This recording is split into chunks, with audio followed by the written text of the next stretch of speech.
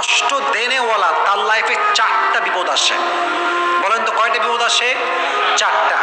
এক নাম্বার, যে মানুষকে কষ্ট দেয়, যে মানুষের সঙ্গে প্রতারণা করে, যে মানুষকে কথা দিয়ে কথা রাখে না, আমানতের খেয়ানত করে, বিভিন্নভাবে কষ্ট দেয়, তাদের লাইফে 4টা কষ্ট মাস্ট আসে। নাম্বার 1 কষ্ট হচ্ছে এই যে তারা they can't get the peace of heart.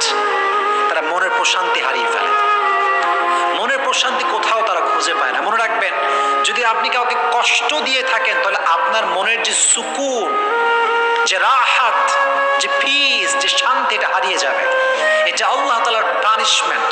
একজন বান্দা যখন আর একজন বান্দায় কষ্ট দেয় তখন আল্লাহ তাআলা তার হৃদয়ের সমস্ত শান্তি কেড়ে নেয়, তার হৃদয়ে কোনো শান্তি থাকে না।